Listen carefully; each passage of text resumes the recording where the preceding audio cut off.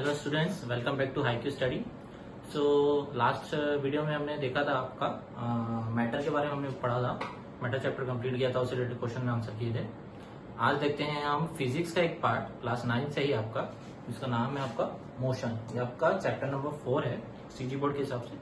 और एक्चुअली इस चैप्टर में एक बात अच्छी है कि ये सीजी बोर्ड हो या सीबीएसई हो, ये टोटल सेम है दोनों बोर्ड में। तो कोई भी डिफरेंस नहीं है इसके कंटेंट में, दोनों में इक्वल कंटेंट है। आपको इसमें ऐसा नहीं कि इसमें कुछ कम है छूट जाएगा। सो यस, एनसीईआरटी वाले स्टूडेंट भी इसको पूरी तरीके से रिफर कर सकते हैं।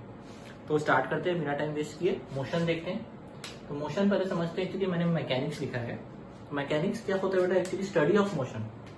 मोशन की जो हम स्टडी करते हैं वही क्या कहलाता है आपका? Mechanics. Mechanics branch of science है या ब्रांच ऑफ फिजिक्स बोल लो, ठीक है। तो study of motion is known as mechanics. अब मोशन ही क्या होता है? तो मोशन मतलब क्या है? आप सोच के देखो, सिंपल से सिंपल टर्म में आप मोशन को कैसे डिफाइन कर सकते हो। मैं अभी खड़ा हूँ, मैं किस पोजीशन में हूँ? रेस्ट में। मैं जैसे ही यहाँ से यहाँ मूवमेंट किया, क्या किया मैंने? मूवमेंट किया, या बोल सकती है मोशन किया मैंने, ठीक है। तो motion is nothing but change of position of body या ऑब्जेक्ट। मोशन क्या है आपका? Phenomena of change of position of object. ठीक है भाई, फिजिक्स के लैंग्वेज में बॉडी का दो ही स्टेट हो सकता है, या तो वो रेस्ट में होगी, इधर या तो रेस्ट या तो मोशन में। So the phenomena of change of position of object is known as what? Motion. अगर मैं यहाँ खड़ा हूं तो अभी रेस्ट में हूँ, हल्का सा भी मैं मूवमेंट किया तो मैं क्या हो गया? मेरी बॉडी मोशन में आ गई, ठीक है। तो मोशन को समझने से पहले कुछ फिजिकल क्वांटिटीज को समझते हैं, ठीक है। तो फिजिकल क्वांटिटीज क्या होती है? फिजिकल क्वांटिटीज वो होती हैं which can be measured, all those quantities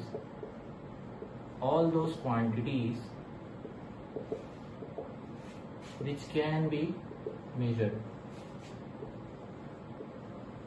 ठीक है, मोशन एक तरह का रिलेटिव टर्म भी बोल सकते हैं आप, किसके रिलेशन में आप देख रहे हो, ठीक है। मतलब आप अगर यहाँ खड़े हो, अभी यहाँ पे खड़े हो तो आपको क्या लगेगा? आप तो रेस्ट में हो। लेकिन अगर अर्थ के बाहर से कोई देखेगा तो क्या लगेगा उसको? क्योंकि अर्थ तो कंटिन्यूअसली स्पिन हो रहा है ना, तो बाहर से बंदा देखेगा तो उसको क्या लगेगा कि आपकी बॉडी क्या है? मोशन में। अर्थ के रिस्पेक्ट में आप मोशन में हो। बट यहाँ से आपको क्या लगेगा? यहाँ से आप देखोगे तो आपको तो खुद लग रहा है ना कि मैं अपने स्ट्रेस पे हूँ ना, पर नहीं, आप अर्थ के साथ हमेशा कंटिन्यूअसली मोशन में हो। भाई अर्थ पूरा रोटेट करता है ना सन के अराउंड, 365 डेज लगाता है, और एक दिन में अपनी एक्सिस के अराउंड भी रोटेट कर रहा है। तो कंटिन्यूअसली अर्थ मोशन में ही है, तो अर्थ के साथ आप भी मोशन में हो। लेकिन आप खुद के रिस्पेक्ट में देखोगे तो आपको क्या लगेगा? आप रेस्ट पे हो। तो किसके रिस्पेक्ट में देख रहे हो, वो भी इंपॉर्टेंट फैक्टर होता है। So all those quantities which can be measured, क्या कहलाती है? Physical quantities. सोच के देखिए ऐसी कौन सी क्वांटिटीज है जिसको आप मेजर कर सकते हैं? बहुत है। जैसे लेंथ हो गई आपकी, मास हो गया, टाइम हो गया, टेम्परेचर, और बोल लो फोर्स, और बोल लो वर्क एंड सो ऑन। बहुत है, ठीक है।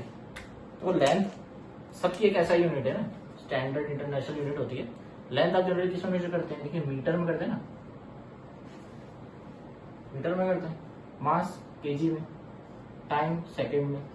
तो सबको मेजर करने का डिवाइस है आपके पास, और आप उसको मेजर कर सकते हैं। मेजरेबल क्वांटिटीज है। ऐसा नहीं कि मैं बोलूंगा भैया 5 मीटर मेजर करके, हाँ सर इम्पॉसिबल है, नहीं मेजर कर सकता, ऐसा है कि नहीं ना? आप मेजर कर सकते हैं, ठीक है। तो ये सारी मेजरेबल क्वांटिटीज है। तो ऐसी कौन सी जो फिजिकल क्वांटिटीज नहीं है? जैसे साउंड हो गया, साउंड को आप मेजर कर सकते हैं? नहीं। लाइट नहीं। देखो आप साउंड की इंटेंसिटी मेजर करते हैं, साउंड मेजर करने का कुछ डिवाइस है। साउंड की इंटेंसिटी मेजर करते हैं कि कितना हाई फ्रीक्वेंसी का साउंड है या लो फ्रीक्वेंसी का साउंड है, ठीक है। लाइट हो गया, साउंड हो गया, हीट, आग जलाते हैं, इसे हीट प्रोड्यूस होता है, हीट मेजर कर रहे हैं? नहीं। हीट की वजह से जो टेम्परेचर बॉडी पे इफेक्ट पड़ रहा है, टेम्परेचर इंक्रीज हो रहा है, बढ़ रहा है, कम हो रहा है, वो आप मेजर करते हैं, हीट नहीं। तो ये नॉन फिजिकल क्वांटिटीज है। Non physical quantities, non physical quantities तो नहीं पढ़ना है हमको, पढ़ना है फिजिकल क्वांटिटीज के बारे में, ठीक है। रफ कर रहा हूँ, नोट डाउन कर लीजिए पॉज करके। टाइप्स ऑफ फिजिकल क्वांटिटीज देखें। तो फिजिकल क्वांटिटीज तो हमने बता दी, ये है सारी, length major which can be measured. अब फर्दर जो डिवीजन होता है फिजिकल क्वांटिटीज, जनरली बेसिकली आप बोले तो आपकी दो टाइप की फिजिकल क्वांटिटीज होती हैं। एक तो हो गई आपकी स्केलर क्वांटिटी, और एक हो गई आपकी वेक्टर क्वांटिटी। ज्यादा इसमें कोई डिफरेंस नहीं है, बस इतना डिफरेंस समझ लो। Those quantities those quantities which deals with magnitude only.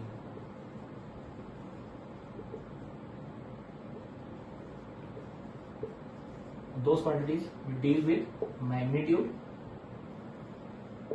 as well as direction. मतलब एक एग्जांपल से समझते हैं. जैसे समझ लो इसका लेंथ ले लो, ठीक है. मैं कोई बात बताओ, इसमें आप ले लो डिस्प्लेसमेंट ले लो,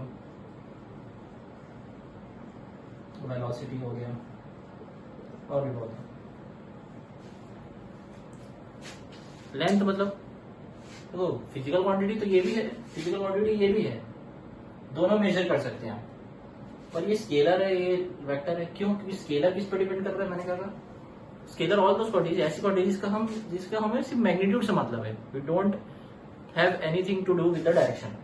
मतलब देखिए लेंथ, आप शॉप में जाते हैं, कपड़े की शॉप में, आप बोलते हैं भैया 2 मीटर कपड़ा देना, तो आप ऐसा बोलते हैं कि भैया 2 मीटर कपड़ा देना नॉर्थ डायरेक्शन में, है ना. या फिर आप वेट मेजर करते हैं तो क्या बोलते हैं भैया 2 किलो शक्कर देना तो साउथ ईस्ट डायरेक्शन में, नहीं ना. तो डायरेक्शन इंडिपेंडेंट है ये सारी क्वांटिटीज, आपको उससे कोई मतलब नहीं है. लेंथ, मास, टाइम, टेम्परेचर, ये सारी क्या है आपकी स्केलर क्वांटिटीज है, सिर्फ मैग्नीट्यूड पर डिपेंड करती है. लेंथ कितना metre, that's it. Mass how much kg, that's it. किस डायरेक्शन में, इंडिपेंडेंट, डायरेक्शन से कोई पता नहीं. बट जब आप वेक्टर क्वांटिटीज पे आते हैं तो डायरेक्शन बहुत इंपॉर्टेंट रोल प्ले करता है भाई. जैसे डिस्प्लेसमेंट, देखो अभी आगे आप समझेंगे हम डिस्प्लेसमेंट और ये वेलोसिटी क्या होता है. बट एक आइडिया ले लो कि भाई ऐसी क्वांटिटीज जिसको मैग्नीट्यूड पे डिपेंड कर रही है, लेकिन उसके साथ साथ वो डायरेक्शन पे भी डिपेंड कर रही है, ठीक है. डिस्प्लेसमेंट इज नथिंग बट एक तरह का डिस्टेंस ही है वो. बट डिस्टेंस जैसे आपका स्केलर क्वांटिटी होता है, डिस्प्लेसमेंट होता है आपका वेक्टर क्वांटिटी. डिस्टेंस आप कैसे भी रैंडमली आप किस डायरेक्शन में मूव कर लीजिए, डिस्टेंस दैट डजंट मैटर. उस डिस्टेंस को उससे कोई मतलब नहीं, वो आपके टोटल पाथ कवर्ड पे ही डिपेंड करता है. बट डिस्प्लेसमेंट आप स्टार्टिंग जहां से की है और एंड जहां से की है, तो किस डायरेक्शन में आप मूव किए वो भी मैटर करता है आपका डिस्प्लेसमेंट में. सिमिलरली ऐसा वेलोसिटी से, ये आगे समझते हैं तो ये आपको और अच्छे से क्लियर हो जाएगा वेक्टर क्वांटिटी के बारे में, ठीक है. तो पहला डिफरेंस देखते हैं आपका uniform and non uniform motion. I hope ये समझ आ गया होगा आप लोग को. एक एक करके ऐसे डिफरेंस के फॉर्म में समझ लेंगे कुछ क्वांटिटीज को. उसके बाद आपका आएगा मेन एक्सेलरेशन और इक्वेशन ऑफ मोशन. उससे पहले आप लोगों को थोड़ा क्लियर होना जरूरी है सर. आपकी ये आ गया यूनिफॉर्म और uniform motion, non uniform motion. I hope ये भी बहुतों को पता होगा यूनिफॉर्म नॉन यूनिफॉर्म मोशन क्या होता है, ठीक है. यूनिफॉर्म मोशन मतलब डेफिनेशन अगर बोले तो when a body covers equal distance in equal interval of time.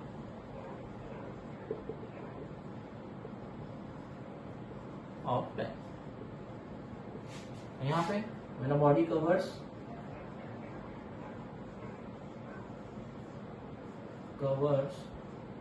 unequal distance in equal interval of time. तो मतलब देखते हैं अभी. जैसे सिंपल लैंग्वेज में बोल लो इसको कि स्पीड ऑफ बॉडी क्या है उसमें आपकी. स्पीड ऑफ बॉडी कांस्टेंट है बेटा, ठीक है. और इस केस में speed of body is not constant. Not constant मतलब चेंज हो रही है टाइम के साथ उसकी स्पीड, ठीक है. इसमें अगर एग्जांपल देखने को जाए तो यूनिफॉर्म मोशन का आप एग्जांपल बोल सकते हैं जैसे मोशन ऑफ सैटेलाइट है आपकी. भाई आपकी जो सैटेलाइट है अर्थ के अराउंड स्पिन कर रही है. इवन आपको मून है नेचुरल सैटेलाइट, वो अर्थ के अराउंड स्पिन कर रहा है, तो क्या है कांस्टेंट स्पीड पे मूव कर रहा है ना. कि आज मन किया तो ज्यादा स्पिन कर ली है, फिर आज मन किया तो धीरे से, ऐसा तो नहीं ना. ये कांस्टेंट स्पीड है, कांस्टेंट है. इवन जो अर्थ की रोटेशन है आपकी सन के अराउंड फिक्स है ना, वो उसी स्पीड से आपकी रोटेट कर रही है, तभी तो इसको 365 डेज लगते हैं, ठीक है. तो वो क्या है उसकी स्पीड कांस्टेंट है, वो कॉन्स्टेंटली मूव कर रही है. इवन अर्थ अपने एक्सिस पे कॉन्स्टेंटली मूव कर रहा है, 24 आवर्स लग रहा है उसको, तो कोई कांस्टेंट स्पीड पे मूव कर रहा है तभी उतना टाइम कवर कर रहा है. तो इक्वल डिस्टेंस कर रहा है कवर इक्वल इंटरवल टाइम पे. ऐसा मोशन क्या होता है कोई यूनिफॉर्म. नॉन यूनिफॉर्म मोशन तो बहुत एग्जांपल है. अरे आप खुद दौड़िए 100 मीटर रेस में, अब 100 मीटर से 200-300 मीटर कर दूंगा मैं। जो एथलीट जो दौड़ते हैं एक सर्कुलर ग्राउंड में, तो जब वो टर्न करते हैं तो क्या होती है, उनकी स्पीड थोड़ी कम होती है, फिर जब स्ट्रेट आते हैं फिर स्पीड बढ़ती है। तो डिस्टेंस तो उनको इक्वल डिस्टेंस कवर कर रहे हैं, पर उनको टाइम क्या कर लग रहा है, ज्यादा लग रहा है यहाँ पे, ठीक है। या फिर आप उसमें देख लीजिए और क्या होना चाहिए, जैसे आपने बॉल थ्रो की, तो बॉल आपने थ्रो की तो क्या हुआ, उसकी स्पीड धीरे धीरे धीरे धीरे कम होती है, तब जाके बॉल नीचे आ रही है। तो स्पीड क्या है वहां पे, कांस्टेंट नहीं है बॉडी की, ठीक है। तो इस टाइप के मोशन क्या होता है, नॉन यूनिफॉर्म, और यूनिफॉर्म मोशन यहाँ पे स्पीड आपकी कांस्टेंट होती है, क्लियर। अब देखते हैं नेक्स्ट आपका डिस्टेंस डिस्प्लेसमेंट के बारे में।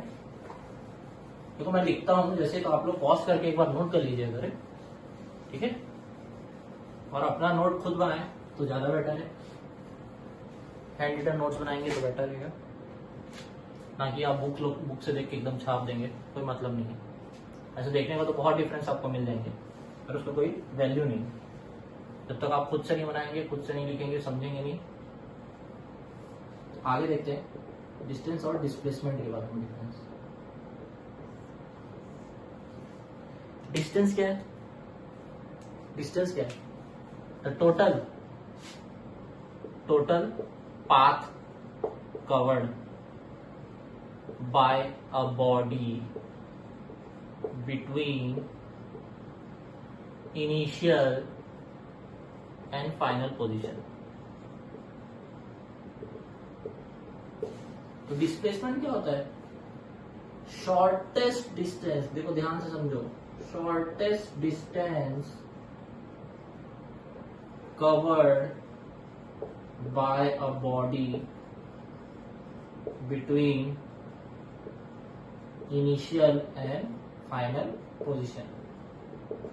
मतलब देखिए, मतलब ये है कि एक बॉडी है, ये ए और बी इनिशियल और फाइनल पोजीशन पे है। आप यहाँ से मूव करना स्टार्ट किया, ऐसे रैंडमली कहीं पे मूव किया, ऐसे ऐसे ऐसे ऐसे और यहाँ पे आ गए। तो ये जो आप ट्रेवल कर रहे हैं पाथ, आप ऊपर गए, नीचे गए, फिर ऊपर, ऐसे ऐसे करके, ये सारे पाथ का जो आप सम करेंगे, the algebraic sum of all those path covered by you या covered by body is known as what, distance. तो जब टोटल करेंगे तो आपका जो निकल गया होगा डिस्टेंस। लेकिन डिस्प्लेसमेंट में क्या है कि जो शॉर्टेस्ट डिस्टेंस होगा इनिशियल और फाइनल, अब देखिए इन दोनों में शॉर्टेस्ट डिस्टेंस क्या होगा, स्ट्रेट लाइन ही तो होगी ना एक तरह की। अगर आप थोड़ा सा भी आप बेंड करेंगे तो वो डिस्टेंस शॉर्टेस्ट हो गया, नहीं ना। तो यहाँ से लेकर यहाँ तक जो एक स्ट्रेट लाइन आप बेंड कर रहे हैं, तो शॉर्टेस्ट डिस्टेंस जो है ए और बी के बीच में क्या है, वही क्या है आपकी डिस्प्लेसमेंट है बेटा। आई होप ये क्लियर हो गया होगा। दूसरा पॉइंट देखते हैं इसमें, ये क्या है, एक तरह की मैंने पहले ही बताया था, स्केलर क्वांटिटी है। मतलब ऑब्वियसली डायरेक्शन पे डिपेंड नहीं कर रहा, डायरेक्शन पे डिपेंड नहीं कर रहा, और ये वेक्टर क्वांटिटी है। तो इसको दो दो पॉइंट से लिखने से बेटर है आप सीधा लिख दीजिए स्केलर क्वांटिटी। मतलब ये सिर्फ मैग्नीट्यूड पर डिपेंड करता है कि कितना डिस्टेंस आपने गया, किस डायरेक्शन से आप गए, डजेंट मैटर। मतलब आप खुद सोचिए, आप यहाँ से निकल के अपने स्कूल जाते होंगे या स्कूल से निकल के वापस घर आते होंगे, तो आप कौन सा पाथ फॉलो कर रहे हैं, डजेंट मैटर, ठीक है। कोई शॉर्टकट से जा रहा है बच्चा, कोई लॉन्ग कट से जा रहा है, डजेंट मैटर। तो कितना पाथ आपने कवर किया वो आप बोलते हो ना कि हाँ लॉन्ग कट से गए, आप क्या बोलोगे, मैंने मान के चलो लॉन्ग शॉर्टेस्ट डिस्टेंस है आपका घर से स्कूल का 5 किलोमीटर, लॉन्ग डिस्टेंस में आपका 7 पड़ रहा है, ठीक है। तो आप शॉर्टेस्ट डिस्टेंस से जाओगे तो आप ये थोड़ी बोलोगे मैं 7, आप बोलोगे ना जिस मतलब लॉन्गेस्ट डिस्टेंस जाओगे तो आप क्या बोलोगे, मैंने 7 किलोमीटर कवर किया। आप शॉर्टेस्ट डिस्टेंस तो नहीं करोगे, शॉर्टेस्ट डिस्टेंस किस केस में करोगे, आप बोलोगे डिस्प्लेसमेंट में बोलोगे कि मेरे घर से जो स्कूल का जो शॉर्टेस्ट डिस्टेंस है वो है 5 किलोमीटर, बट आज मैं जो ट्रेवल किया, मैंने ट्रेवल किया 7 किलोमीटर। इनिशियल और फाइनल पोजीशन का जो डिस्टेंस था वो क्या था, 7 किलोमीटर, बट डिस्प्लेसमेंट था वो क्या था, 5 किलोमीटर। आई होप ये समझ आ रहा होगा। क्यों, क्योंकि ये शॉर्टेस्ट डिस्टेंस होता है बिटवीन इनिशियल और फाइनल, और ये कितना आप चल रहे हैं, टोटल पाथ कवर कर रहे हैं, वो हो गया आपका डिस्टेंस। तो ये मैग्नीट्यूड पर डिपेंड करता है, लेकिन ये मैग्नीट्यूड और डायरेक्शन पे भी डिपेंड करता है। तो इससे आप बोल सकते हैं कि ये क्या हो सकती है आपकी डिस्टेंस, कभी भी 0 हो सकता है क्या बेटा, डिस्टेंस 0 नहीं हो सकता, ये पॉजिटिव ही होगा, नेगेटिव भी नहीं होगा। डिस्टेंस नेगेटिव होगा नहीं होगा। अगर आप थोड़ा सा भी चलना चालू किए, यहाँ से ए पॉइंट से आपने अगर इतना भी मूव किया, तो मतलब आपने कुछ पॉजिटिव डायरेक्शन, कुछ तो चला, कुछ तो गेन किया, तो डिस्टेंस हमेशा आपका पॉजिटिव ही होगा।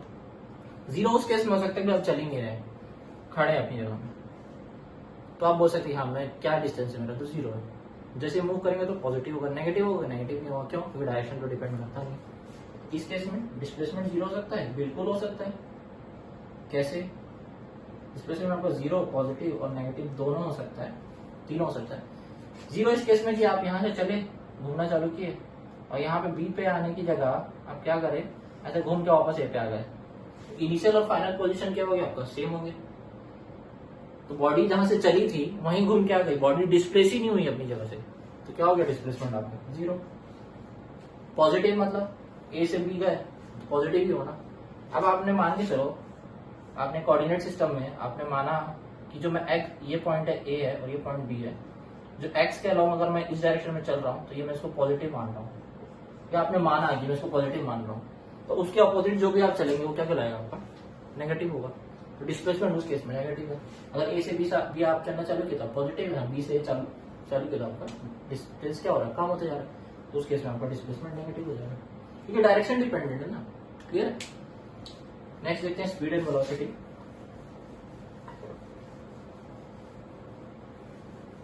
आई होप बहुत अच्छे से क्लियर हो रहा होगा आप लोग को इसके बारे में। आइडिया तो सभी को रहता है बेटा, सुना भी होगा आपने, पर इतना अच्छे से नहीं समझा होता। ठीक है, तो डिफरेंस ऐसा भी होता है। स्पीड वेलोसिटी के बारे में देखते हैं। ठीक है, दोनों टर्म सेम है, तो डिफरेंस एक ही का है दोनों में, कि एक होती है आपकी स्केलर और एक होती है आपकी वेक्टर। ठीक है, तो स्पीड क्या होती है सबको पता है, distance covered in unit time.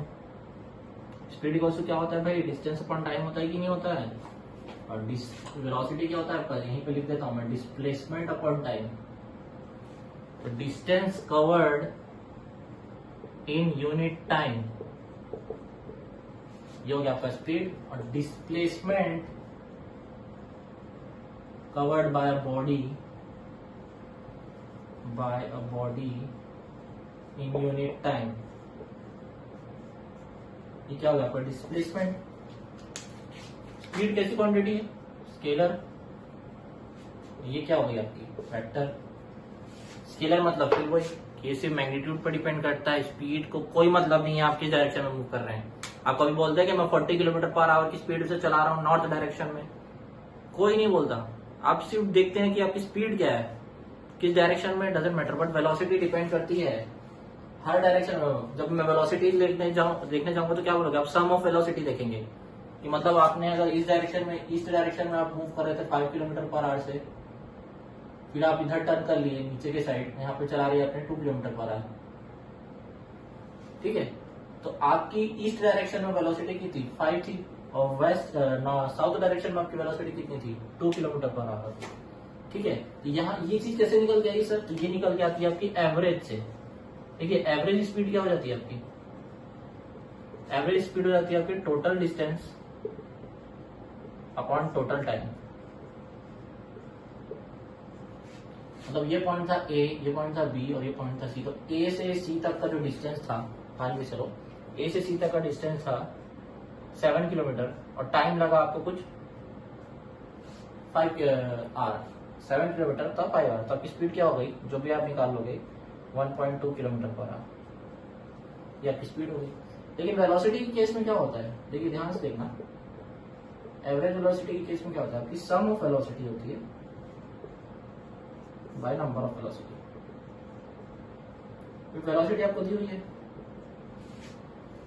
इस डायरेक्शन में क्या है? 5 है, नीचे वाले डायरेक्शन में क्या है? आपने 2 ली है। सम ऑफ वेलोसिटी कितनी है? 2 है, तो 7/2 3.5 किलोमीटर पर आवर, ये हो गई आपकी एवरेज वेलोसिटी। क्लियर हुआ? ठीक है, और यहाँ पे क्या बोल सकते हैं? यहाँ पे आप एक चीज और, स्पीड क्या हो सकती है बेटा आपकी? 0 हो सकती है, चलना ही नहीं चालू किए, स्पीड 0, या तो पॉजिटिव। नेगेटिव होगी क्या? -5 किलोमीटर पर आपकी स्पीड से चला रहा हूं, बोलते हो क्या? नहीं ना, नेगेटिव तो नहीं हो सकती, पर हाँ वेलोसिटी आपकी नेगेटिव हो सकती है। सेम वही केस, वही सिनेरियो लगाइए जो मैंने डिस्प्लेसमेंट के केस में लगाया था। क्या बोला था आपने? जिस डायरेक्शन पे आप ले रहे हैं वेलोसिटी आपकी 0, पॉजिटिव एंड नेगेटिव दोनों सकती है। अगर आप इस डायरेक्शन को पॉजिटिव मान रहे हैं तो इसके अपोजिट डायरेक्शन को क्या लेंगे आप? नेगेटिव। अगर एक बॉडी यहां से चली यहां तक आई बी में, ये थी 5 किलोमीटर पर आवर की स्पीड से आई, फिर बी से ए चले गई 7 किलोमीटर पर आवर की स्पीड से, तो वेलोसिटी क्या निकलेगी आपकी 5 माइनस 7/2, फिर क्या स्पीड हुई आपकी average minus negative -1 kilometre per hour. Clear हुआ? ठीक है, तो ये डायरेक्शन डिपेंडेंट है, नीचे को आपने पॉजिटिव लिया तो ऊपर को आप नेगेटिव लेंगे। ओके ठीक है, आई होप यहाँ तक समझ आ गया होगा। एक लास्ट देखते हैं टॉपिक एक्सेलरेशन और इक्वेशन ऑफ मोशन है, वो हम नेक्स्ट क्लास में देखेंगे। बहुत अच्छा टॉपिक है एक्चुअली, मेन टॉपिक समझ लीजिए।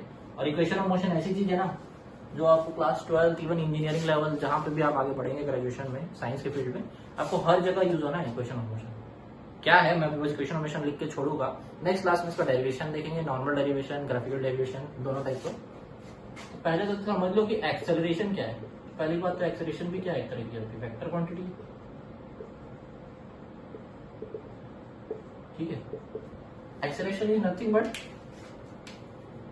Change in velocity, rate of change of velocity. मतलब क्या हो रहा है इसका, मतलब समझ लो जैसे कोई एक बॉडी है आपकी जिसकी इनिशियल वेलोसिटी मान के चलो u है। देखो ये जो मैंने एक चीज बताना भूल गई आपको, वेक्टर क्वांटिटी एक्चुअली जो भी क्वांटिटी जैसे आप लिखते हैं, जैसे वेलोसिटी लिखा तो उसको रिप्रेजेंट करने का तरीका होता है, उसके ऊपर एक एरो का साइन लगा देते हैं और ये एरो जनरली क्या बता रहा है आपका, डायरेक्शन शो करता है। क्लियर? तो एक बॉडी है जिसकी इनिशियल वेलोसिटी u है, आफ्टर टाइम t वो बॉडी इस पोजीशन पर पहुंच गई मान लो, और उसकी वेलोसिटी कितनी हो गई, फाइनल वेलोसिटी v हो गई। तो एक्सेलरेशन क्या होता है आपका, एक्सेलरेशन कहलाता है आपका rate of change of velocity, change of velocity, rate of change of velocity. ठीक है, तो चेंज ऑफ वेलोसिटी मतलब final velocity minus initial velocity, change of velocity यही होगा ना, v minus u by t. Acceleration क्या होगा, तो v minus u by t. देखो एक्चुअल एक्सेलरेशन यही होता है। जनरली एक्सेलरेशन हम लोग क्या ले लेते हैं, वेलोसिटी अपन टाइम ले लेते हैं, बस फाइनल वेलोसिटी ले लेते हैं, क्योंकि हम कंसीडर करते हैं जनरली कि इनिशियल वेलोसिटी क्या रही होगी 0, तो हम u को कंसीडर नहीं देखते हैं। बट एक्चुअल वैसा होता नहीं है भाई। आप बॉडी की अगर जस्ट देखिए, जस्ट चलना स्टार्ट हुआ तो आपकी इनिशियल वेलोसिटी तो 0 है और फाइनल वेलोसिटी आपकी जो आई वो मान के चलो कुछ वैल्यू आई 5 किलोमीटर पर आवर, इसलिए आप क्या लेते हैं 5 माइनस 0, तो आपको ये u लिखने की जरूरत नहीं पड़ती। बट बॉडी अगर ऑलरेडी मूविंग में है और उस पॉइंट से फिर अब आगे का मुझे एक्सेलरेशन कैलकुलेट करना है, मतलब आपकी body already 5 kilometre per hour में और 5 से आपकी हो गई 10, तो इस केस में आपकी 5 क्या हो जाएगी इनिशियल वेलोसिटी और 10 क्या हो जाएगी फाइनल, तब मुझे u कंसीडर करना पड़ेगा। तो इनिशियल वेलोसिटी ऐसे नहीं आप हर बार कंसीडर करते हैं, और जनरली हम बॉडी जब रेस्ट से स्टार्ट हो रही है ऐसा मानते हैं, तो इसके u क्या हो जाता है आपका 0 हो जाता है, इसलिए हम कई लोग इसको नहीं लिखते। ऐसा नहीं है ना, rate of change of velocity होती है आपकी एक्सेलरेशन। क्लियर हुआ? तो देखो वेलोसिटी का यूनिट क्या होता है आपका मीटर पर सेकेंड, और टाइम क्या होता है सेकेंड, तो इसका यूनिट क्या आ जाएगा मीटर पर सेकेंड स्क्वायर। क्लियर हुआ? ये होती है आपकी rate of change of velocity. ठीक है, अब देखते हैं इक्वेशन ऑफ मोशन। अच्छा हाँ, इसमें एक चीज और बताता हूँ। मान के चलो जैसे एक बॉडी है, अब ये 5 किलोमीटर पर आवर उसकी इनिशियल वेलोसिटी है, आफ्टर टाइम टी ये बॉडी यहाँ पहुंच गई, इसकी फाइनल वेलोसिटी हो गई 10 किलोमीटर पर आवर, और इसको टाइम लगा 2 सेकेंड, 2 मिनट मान लीजिए, 2 आवर लग गया है। चलो छोड़ो, ठीक है, अब यूनिट को हम सेम रखना है इसलिए मैं 2 आवर ले ले रहा हूँ। ठीक है, तो आपकी जो एक्सेलरेशन आ जाएगा वो क्या आ जाएगा बेटा, देखिए फाइनल माइनस इनिशियल क्या हो जाएगा 10 माइनस 5/2, तो ये 5/2 लगभग 2.5, जो भी यूनिट है किलोमीटर पर आवर स्क्वायर कर लेना इसको मीटर पर सेकेंड स्क्वायर। ये तो हो गया आपका इनिशियल कंडीशन। अब इसका उल्टा देखो, उल्टा क्या कि अब देखिए आपकी इनिशियल वेलोसिटी मान के चलो पहले थी 10 किलोमीटर पर आवर, और आफ्टर टाइम टी मतलब 2 घंटे में आपकी स्पीड क्या हो गई, अब फाइनल वेलोसिटी क्या हो गई आपकी 5 किलोमीटर पर आवर हो गई। बढ़ी नहीं, घट गई इस बार। फॉर्मूला तो वही रखना है एक्सेलरेशन का, change in velocity by time. Final velocity क्या हो गई 5 माइनस 10/2। इस बार आपका एक्सेलरेशन क्या आ रहा है, देखिए माइनस में 2.5। ऐसा हो सकता है? बिल्कुल हो सकता है, बिल्कुल हो सकता है। आप गाड़ी चला रहे हैं, जैसे आप ब्रेक लगाते हैं तो आपकी स्पीड क्या होती है स्लो होना स्टार्ट होती है ना, तो उसको एक नाम दिया गया है, नेगेटिव एक्सेलरेशन को आप बोलते हैं retardation. Retardation nothing but negative acceleration, मतलब आप एक्सेलरेशन दे ही नहीं रहे, एक्सेलरेट करना है, यानी बॉडी को बढ़ाना, स्पीड बढ़ानी है उसकी। 5 स्पीड पर चल रहे थे, आपने एक्सेलरेट की बॉडी 5 से 6 7 8 9 10 तक पहुंचे। अब ब्रेक लगाना चालू किए तो अब बॉडी की स्पीड 10 थी, अब कम होना चालू हुई 6 9 8 7 6। तो अब जो क्या कर रहे हैं, आप रिटार्ड कर रहे हैं, बॉडी की स्पीड कम कर रहे हैं, नेगेटिव एक्सेलरेशन दे रहे हैं उसको। नेगेटिव एक्सेलरेशन मतलब एक्सेलरेशन के अपोजिट काम कर रहे हैं, बढ़ाने की जगह आप कम कर रहे हैं। नेगेटिव एक्सेलरेशन क्या कहलाता है आपका, रिटार्डेशन। तो यहीं से शो हो रहा है ना कि एक्सेलरेशन भी क्या है, नेगेटिव आ सकता है, यस, इसलिए क्या है ये वेक्टर क्वांटिटी भी है, डायरेक्शन पर भी डिपेंड कर रहा है। क्लियर हुआ? ठीक है। एक आता है आपका इक्वेशन ऑफ मोशन, आप देखते हैं, मैं बस लिख देता हूं। इक्वेशन ऑफ मोशन की कंडीशन बस ये है कि अगर एक्सेलरेशन आपका 0 नहीं है, एक्सेलरेशन अगर आपका 0 नहीं है, तो 3 states of motion, 3 states of motion acts on a body known as, क्या कहते हैं इसको, kinematical equation. Kinematical equation of motion, या एकदम सिंपल टर्म्स में बोले तो, और सिंपल टर्म्स में इक्वेशन ऑफ मोशन बोला जाता है इनको, 3 इक्वेशन ऑफ मोशन बोला जाता है। क्लियर है? तो ये क्या क्या होते हैं, तो ये होता है आपका पहला v equals to u plus eighty.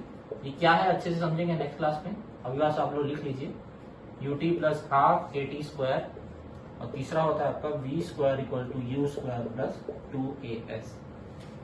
देखिए इस केस में क्या है, आपका एक्सेलरेशन 0 नहीं है, एक्सेलरेशन 0 करके देखिए क्या मिलता है आपको। फर्स्ट में इक्वेशन अगर आपने एक्सेलरेशन 0 कर दिया, क्या मिल गया आपको, initial velocity equals to final velocity, same हो गया। एक्सेलरेशन था ही नहीं, बॉडी जिस स्पीड से चल रही थी उसी स्पीड से चल रही है।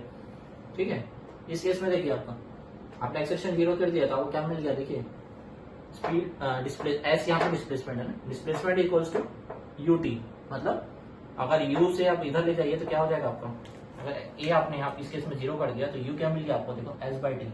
ये क्या होता है आपको, velocity, displacement upon time, velocity का ये एक्सप्रेशन मिला आपको।